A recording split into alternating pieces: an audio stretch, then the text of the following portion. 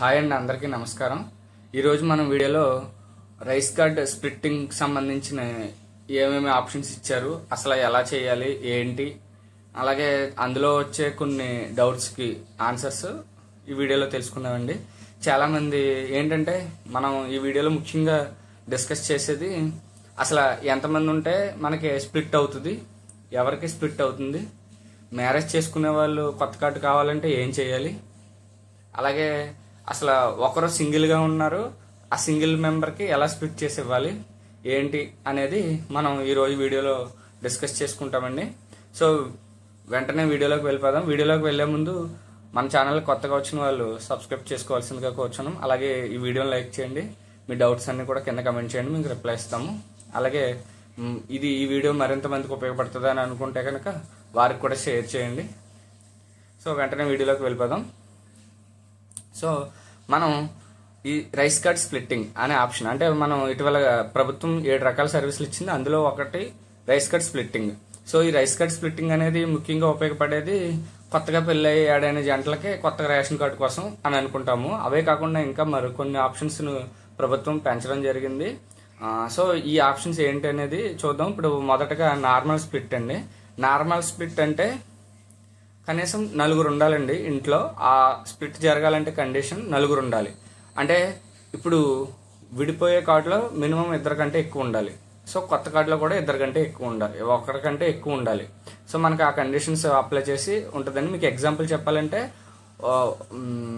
Wife, husband, వారి సన్ను, అలాగే వారి కోడలు 4 ఉన్నారనుకోండి. సో వాళ్ళిద్దరికి సెపరేట్గా, వీళ్ళిద్దరికి సెపరేట్గా మనం స్ప్లిట్ చేయొచ్చండి ఈ నార్మల్ స్ప్లిట్లో. సో అలాగే అంటే 4 అంతకంటే ఎక్కువ ఉన్నప్పుడు మాత్రమే మనం ఈ కండిషన్ అప్లై చేసి ఇక్కడ నార్మల్ స్ప్లిట్ అనేది పొందడం జరుగుతుందండి. సో అంటే మనకి ఆ కండిషన్స్ కూడా చూడండి, మీకు స్క్రీన్ షాట్స్తో సహా ఇచ్చాను. Minimum 4 members should be available to split the rice card. అలాగే more than 1 member should be selected to go for the normal split. అంటే సెపరేట్ అయ్యే కార్డులో 1 కంటే ఎక్కువ ఉండాలి, అలాగే స్ప్లిట్ చేయాలంటే అందులో 4 కంటే ఎక్కువ ఉండాలి. ఇది ఫస్ట్ స్ప్లిట్ అండి. తర్వాత second split widow or widower split with child. అంటే విడో ఆర్ విడోవర్ స్ప్లిట్ అంటే 4 ఉండాలి. కాకపోతే ఇక్కడ స్ప్లిట్ ఎలాగంటే వైఫ్ అండ్ హస్బెండ్ ఉండి పిల్లలు ఉండి, లేదా వైఫ్ అండ్ హస్బెండ్ని స్ప్లిట్ చేయాలంటే కనుక మిగిలిపోయిన కార్డులు 2 ఉంటే దాని నుంచి మనం స్ప్లిట్ చేసేస్తాం నార్మల్ స్ప్లిట్లో. ఇక్కడ విడోవర్ స్ప్లిట్ ఎందుకంటే హస్బెండ్ ఉండరు, లేదా వైఫ్ ఉండరు, పిల్లలు ఉంటారు. సో అంటే ఒక తల్లి వారి పిల్లలు, లేదా తల్లి ఇంకొక పిల్ల లేదా పిల్లడు, సో వాళ్ళిద్దరిని స్ప్లిట్ చేయడానికి ఫ్యామిలీ నుంచి. సో అంటే విడోవర్ కేసెస్ అంటే విడో అంటే ఫీమేల్ అండి, విడోవర్ అంటే మేలు. సో వీళ్ళ కేసెస్లో విత్ చిల్డ్రన్స్ ఉన్నట్లయితే ఈ స్ప్లిట్ ఉపయోగించి చేయాలి. అంటే మనకి అందులో అవ్వదా అంటే అందులో కూడా అయిపోతుంది, అప్లికేషన్ జనరేట్ అయిపోతుంది, కానీ అందులో చేయకూడదు. సో ఇక్కడ మన వాళ్ళు చాలా మంది చేసే మిస్టేక్స్ ఏంటంటే అప్లికేషన్ తీసేసుకుంటుంది కదా అని చెప్పి నార్మల్ స్ప్లిట్లో చేసేస్తున్నారు. ఇది నార్మల్ స్ప్లిట్లో చేయకూడదు. ఎందుకంటే నార్మల్ స్ప్లిట్లో చేసినప్పుడు మీకు కంపల్సరీగా అక్కడ రిలేషన్స్ అవి కరెక్ట్గా మ్యాచ్ అవ్వాలి, ఒక ఫ్యామిలీ కింద ఉండాలి. అంటే స్ప్లిట్ అయ్యే దాంట్లో హస్బెండ్ ఉండాలి, వైఫ్ అంటే సెల్ఫ్ ఉండాలి, సెల్ఫ్ హస్బెండ్ ఉండాలి. ఇవి మినిమం కండిషన్ అది అక్కడ స్ప్లిట్ అయ్యే కార్డులో. సో అవి లేకుండా చేయాలంటే మిగతా స్ప్లిట్లో చేయాలంటే ఇక్కడ మనం జాగ్రత్తగా చేయాల్సింది ఏ స్ప్లిట్ చేస్తామనేది కూడా మనకు అప్రూవ్ అవ్వడానికి ఛాన్సెస్ ఉంటాయండి. ప్రతి దాంట్లో అయిపోతుంది కదా అని చెప్పేసి చేసుకుంటా వెళ్ళిపోతే కనుక మనకు అప్రూవ్ అవ్వదు. సో ఇక్కడ విడోవర్ స్ప్లిట్ చేయాల్సిన కండిషన్ ఏంటంటే విత్ చిల్డ్రన్స్ తోటి సెపరేట్ అవుతుంది. అందుకే more than 1 member should be selected to go for the widower split. Widower స్ప్లిట్లో కూడా 1 కంటే ఎక్కువ ఉండాలి, 1కే సబ్మిట్ చేస్తే తీసుకోదు, అది సింగిల్ స్ప్లిట్ అవుతుందండి. సో విడోవర్ స్ప్లిట్లో విత్ చైల్డ్ తోటి సెపరేట్ చేయాలనుకున్నప్పుడు ఈ స్ప్లిట్లోకి వెళ్ళాలండి. Next divorce split. ఈ డివోర్స్ స్ప్లిట్ కూడా విత్ చైల్డ్. అంటే ఇందాక విడోవర్ స్ప్లిట్ అంటే డెత్ సర్టిఫికేట్ కావాలి. సో మనం అక్కడ డెత్ సర్టిఫికేట్ ప్రూఫ్ ఉండాలి. ఇక్కడ డివోర్స్ స్ప్లిట్ అనేసరికి మనకి కోర్టు యొక్క డాక్యుమెంట్స్ ఉండాలి, అంటే కోర్టు డిగ్రీ అంటారు. సో అది ఉన్నప్పుడు ఇందులో చేయాలి. ఇది కూడా విత్ చైల్డ్ తోటే. సో ఇది గుర్తుంచుకోండి మీరు. ఫస్ట్ ఇది నార్మల్ స్ప్లిట్, అక్కడ కంపల్సరీగా ఫ్యామిలీ యూనిట్, ఒక ఫ్యామిలీ ఉన్నప్పుడు మాత్రమే స్ప్లిట్ చేస్తాం.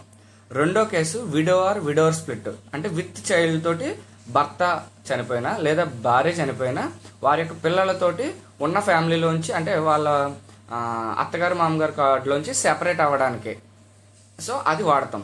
అలాగే same divorce split with child. ఇప్పుడు 3 ఉన్నారు, ఇక్కడ కండిషన్లో ముగ్గురు కంపల్సరీగా ఉండాలి. ఇన్ కేస్ ముగ్గురే ఉన్నారనుకుందాం, వైఫ్, హస్బెండ్, చైల్డ్.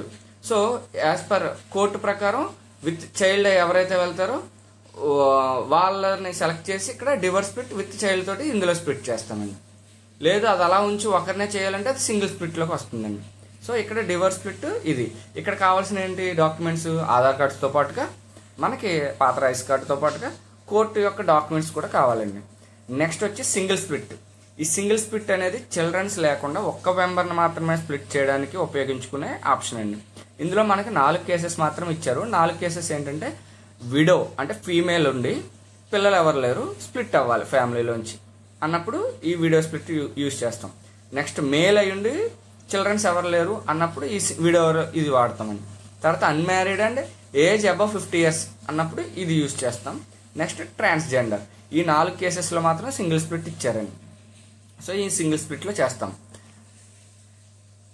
ఓకేనండి. Next marriage split. ఇది చాలా ఇంపార్టెంట్ ఏంటంటే ఎక్కువ మంది ఉపయోగించుకునేది కూడా మ్యారేజ్ స్ప్లిట్. కొత్తగా పెళ్ళయింది, మాకు కార్డు కావాలి.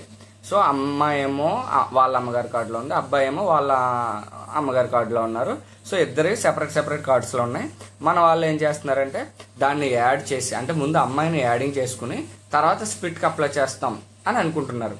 ఇక్కడ ఏమవుతుంది, ప్రాసెస్సే మీకు ఆల్మోస్ట్ 2 months పట్టేస్తుంది. సో అలా కాకుండా డైరెక్ట్గా single split with across different cards. అంటే సేమ్ కార్డులో ఉంటే ఆల్రెడీ సేమ్ కార్డులో ఉన్నప్పుడు ఒక ఫ్యామిలీ కాబట్టి వైఫ్ అండ్ హస్బెండ్ మనం నార్మల్ స్ప్లిట్ చేసేయచ్చు, 4 ఉండాలి. ఇప్పుడు స్ప్లిట్ చేయాలంటే కంపల్సరీగా ఆ కేసులైనా ఈ కేసులైనా కూడా మిగిలిపోయే కార్డులో సింగిల్ మెంబర్ ఉండకూడదండి 2 కేసెస్లో కూడా. సో మీరు అది గుర్తుంచుకోండి. ఇక్కడ సేమ్ కార్డులో ఉన్న వారిని నార్మల్ స్ప్లిట్ తోటి సెపరేట్ చేయాలి. యాక్చువల్గా చాలామంది ఏం చేస్తున్నారంటే ఈ మ్యారేజ్ స్ప్లిట్ దేనికి ఉపయోగిస్తున్నారంటే, ఇప్పుడు ఒక కార్డులో అమ్మ, నాన్న, కొడుకు, కోడలు 4 ఒక కార్డులో ఉన్నారు. వీళ్ళిద్దరికి పెళ్ళి అవ్వడం వల్ల కదా మనం సెపరేట్ చేయాలి అని చెప్పి ఈ ఇద్దరికి పెళ్లి కార్డు లేదా ఏదో పెట్టి మ్యారేజ్ స్ప్లిట్లో అప్లై చేసేస్తున్నారు. సో మ్యారేజ్ స్ప్లిట్ చేయడం వల్ల మనకి అప్లికేషన్ తీసేసుకుంటుంది, టీ నెంబర్ వచ్చేస్తుంది, ఈకేవైసీ అయిపోతుంది. కానీ విఆర్ఓ లాగిన్ నుంచి ఫార్వర్డ్ చేసేటప్పుడు ఏమైనా ఎర్రర్ వస్తుందంటే ఇందులో ఉన్న ఒక UID number already same ration కార్డులో ఉన్నది అని ఎర్రర్ వచ్చి ఫార్వర్డ్ అవ్వదండి, రిజెక్ట్ అయిపోతుంది అప్లికేషన్. సో ఆల్రెడీ సేమ్ కార్డులో 4 ఉన్నప్పుడు ఇద్దరు ఉన్నారు కాబట్టి మనం నార్మల్ స్ప్లిట్ చేసేయచ్చు ఇద్దరికి. కానీ ఇక్కడ ఈ మ్యారేజ్ స్ప్లిట్ దేనికి ఉపయోగించాలంటే అబ్బాయి ఒక కార్డులో ఉన్నారు, అమ్మాయి ఒక కార్డులో ఉన్నారు, ఇద్దరికి పెళ్ళి అయింది. సో వీళ్ళని ఇద్దరిని విడిగా తీసి మనం ఒక కార్డు సెపరేట్ చేయాలి. సో ఆ కేసులో మాత్రమే డిఫరెంట్ కార్డులో ఉన్న వైఫ్ అండ్ హస్బెండ్కి ఈ ఆప్షన్ ఉపయోగించుకున్నప్పుడు ఇది ఇబ్బంది లేకుండా ఎర్రర్ లేకుండా ఫార్వర్డ్ చేసి మనం అప్రూవ్ చేయించుకోవచ్చు. సో ఈ స్ప్లిట్లో ఏం చేస్తామంటే మ్యారేజ్ స్ప్లిట్ సెలెక్ట్ చేసిన వెంటనే మన ఎవరైతే హస్బెండ్ ఉన్నారో మేల్ యొక్క ఆధార్ అడుగుతుంది, ఫస్ట్ వారి యొక్క ఫ్యామిలీ చూపిస్తుంది. నెక్స్ట్ ఫీమేల్ యొక్క ఆధార్ అడుగుతుంది, వాళ్ళ ఫ్యామిలీ చూపిస్తుంది. సో వీళ్ళిద్దరికి వైఫ్ అండ్ హస్బెండ్ అని అది ఆటోమేటిక్గా సెలెక్ట్ చేసేసుకుంటుంది, రిలేషన్ కూడా మనం ఇవ్వక్కర్లేదు. సో ఆటోమేటిక్గా ఫార్వర్డ్ చేయగానే మిగతా ప్రాసెస్ అంతా నార్మల్, ఈకేవైసీ చేస్తాం, విఆర్ఓ ఫార్వర్డ్ చేస్తాం. సో ఎటువంటి ఇబ్బంది లేకుండా మీకు కార్డు అనేది కొత్త రేషన్ కార్డు వచ్చేస్తుంది ఈ కేసులో ఈ విధంగా చేసినట్లయితే. ఇదండి, ఇవి మనం కేసెస్ చూసాం కదా. అసలు డౌట్స్ ఏమున్నాయి, ఎలాగా ఏంటి అనేది. ఇప్పుడు డౌట్ మేజర్గా వచ్చే డౌట్స్ ఏంటంటే, మన వాళ్ళకి 3 ఉన్నాము. సో ఒకరు జాబ్ పర్పస్ మీద వెళ్ళిపోయారు. సో వారికి సెపరేట్ కార్డు కావాలి, లేదా వారు ఉద్యోగం చేస్తున్నారు, లేకపోతే వాళ్ళు గవర్నమెంట్ ఎంప్లాయీ, వాళ్ళని డిలీట్ చేసేయండి అని.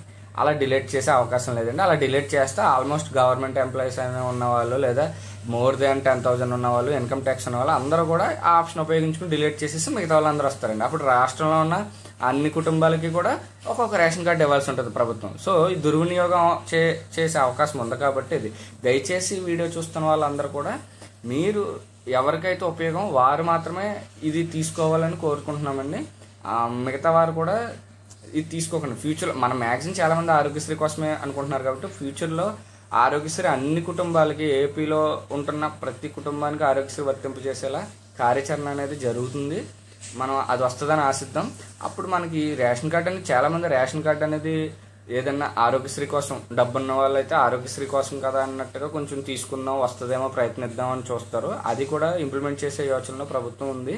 సో అలాంటప్పుడు రేషన్ కార్డు అనేది మిగతా వారికి అసలైన అర్హులు ఎవరున్నారో వారికి చేరాలంటే మనం ముందుగా దీని మీద ఆశపడడం తగ్గించినప్పుడు ఇది వారికి ఉపయోగపడుతుంది.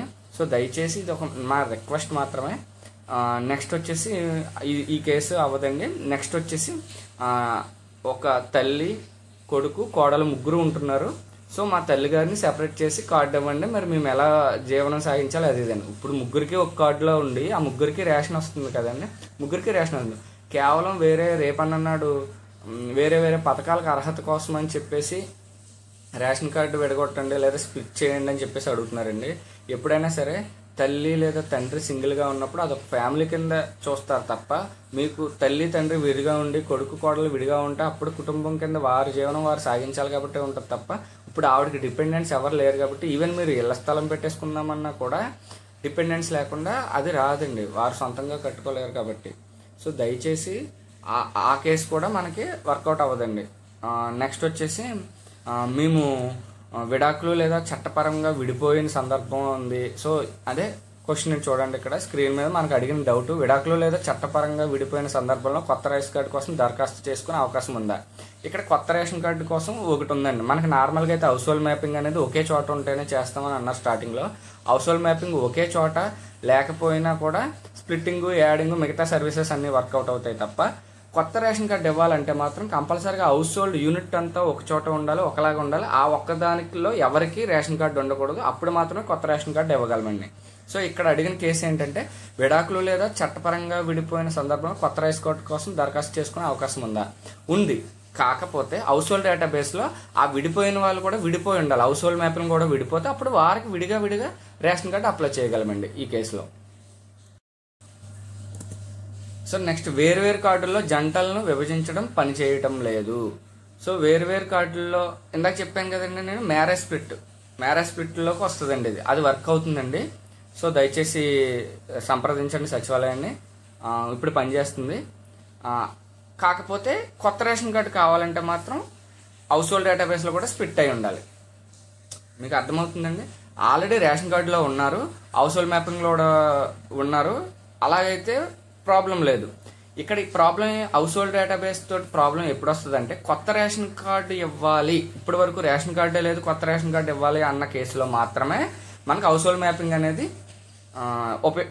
ఇంపార్టెంట్ అండి. ఎందుకంటే హౌస్ హోల్డ్ డేటాబేస్లో కూడా స్ప్లిట్ అయినప్పుడు మాత్రమే వాళ్ళకి కొత్త కార్డు ఇవ్వగలం. ఉన్న రేషన్ కార్డులోంచి మార్పులు చేర్పులు ఇవన్నీ కూడా ఎక్కడో చోట మ్యాప్ అయి ఉంటే సరిపోద్ది, ఒకే చోట మ్యాప్ అవ్వాల్సిన అవసరం లేదు. కానీ ఈ హౌస్ హోల్డ్ డేటాబేస్లో లింక్ ఓన్లీ కొత్త కార్డులకండి. అంటే లింక్ మీన్స్ కొత్తగా రేషన్ కార్డు ఇవ్వాలంటే ఆ యూనిట్ ఒకే చోట ఉన్నప్పుడు మాత్రమే కొత్తగా కార్డు అనేది జనరేట్ చేయడానికి అవకాశం ఉంటుంది. ఇప్పుడు అదే యాడింగ్, సెపరేషన్ అంటే అప్లికెంట్ ఆ సచివాలయం నుండి వేరే వాళ్ళు వేరే చోట మ్యాప్ అయి ఉన్న అప్లికేషన్ తీసుకుంటుంది, ప్రాబ్లం ఉండదు. కానీ కొత్త కార్డు ఇవ్వాలంటే మాత్రం కంపల్సరీగా హౌస్ హోల్డ్ డేటాబేస్లో స్ప్లిట్ అయి ఉండాలి. అసలు హౌస్ హోల్డ్ డేటాబేస్లో స్ప్లిట్టింగ్ ఆప్షన్ ఉందా లేదా అని అడుగుతున్నారు. హౌస్ హోల్డ్ డేటాబేస్లో స్ప్లిట్టింగ్ అనేది ప్రస్తుతం వర్క్ అవ్వట్లేదు, అన్ని కేసెస్ అవుతున్నాయి కానీ హౌస్ హోల్డ్ స్ప్లిట్టింగ్ అనేది లేదండి. హౌస్ హోల్డ్ స్ప్లిట్టింగ్ చేయించుకోవాలి అంటే హౌస్ హోల్డ్ స్ప్లిట్టింగ్ చేయించుకోవాలంటే ప్రస్తుతం ఆప్షన్ లేదు, త్వరలో ఇస్తాము అని చెప్పేసి అంటున్నారు. నెక్స్ట్ డౌట్, రిలేషన్షిప్ వివరాలు సరిదిద్దలేకపోవడం వల్ల స్ప్లిట్టింగ్ అనేది జరగట్లేదు. అవునండి, డిజిటల్ అసిస్టెంట్ ఎడ్యుకేషన్ వారి లాగిన్లో ఇది ఇవ్వడానికి కొత్తగా ఆప్షన్ ఇస్తామని అంటున్నారు. చేంజ్ ఆఫ్ అడ్రస్లోనే relation, gender, name correction, address, ఈ 4 కూడా త్వరలో లైవ్లోకి వస్తుందని చెప్తున్నారండి. అది రాగా మీరు సచివాలయం వారితో టచ్లో ఉన్నట్లయితే వారు మీకు ఎప్పుడనేది మీకు చెప్తారు. నెక్స్ట్ ఇందాక చెప్పాం కదండి, జిఎస్డబ్ల్యూఎస్ యొక్క హౌస్ హోల్డ్ మ్యాపింగ్ డేటాను స్ప్లిట్ చేయడానికి లేదా చేంజ్ చేయడానికి ఎటువంటి ఆప్షన్ లేదు. అవునండి, ఇది లేదు, ఇది జిఎస్డబ్ల్యూఎస్ డిపార్ట్మెంట్ వాళ్ళు పరిధిలోకి వస్తే వారు నిర్ణయం తీసుకోవాలి, ప్రభుత్వం దృష్టిలో ఉంది ఇది. అది రాగానే మరింత మందికి మనకి అవకాశం వస్తుందని చెప్పి అనుకుంటున్నాము. సో ఇదండి. అలాగే రేషన్ కార్డుకి సంబంధించి లాస్ట్ డేట్ ఉందా? మనకి మొన్నటి వరకు జూన్ 7th వరకు ఉంటుందని అన్నారు, కానీ ఇటీవల మంత్రి గారు ఎటువంటి లాస్ట్ డేట్ లేదు, నిరంతర ప్రక్రియ అని చెప్పారు. సో మీరు ఎక్కువ ఆధారపడద్దు. ఎవరైనా ఉంటే మీకు సంబంధించిన అప్లికేషన్స్ మీరు ముందు అప్లికేషన్ పెట్టే ముందు 1-2 సార్లు ప్రతిదీ చెక్ చేసుకుని మీ డౌట్స్ అన్నీ వాళ్ళని అడిగి క్లారిటీగా అప్లై చేసినప్పుడు మనకి ఎటువంటి ఇబ్బంది లేకుండా స్మూత్గా అనేది స్టెప్ బై స్టెప్ అప్రూవ్ అవ్వుకుంటూ మనకు కావాల్సిన విధంగా కార్డు అనేది జనరేట్ అవుతుందండి. సో త్వరలోనే స్మార్ట్ కార్డ్స్ కూడా ఇస్తామని చెప్పారు. సో ఇదండి ఈరోజు వీడియో. వీడియోని లైక్ చేయండి, షేర్ చేయండి, కామెంట్ చేయండి, డౌట్స్ ఉంటే సబ్స్క్రైబ్ చేసుకోవడం మాత్రం మర్చిపోకండి. థ్యాంక్ యూ అందరికి.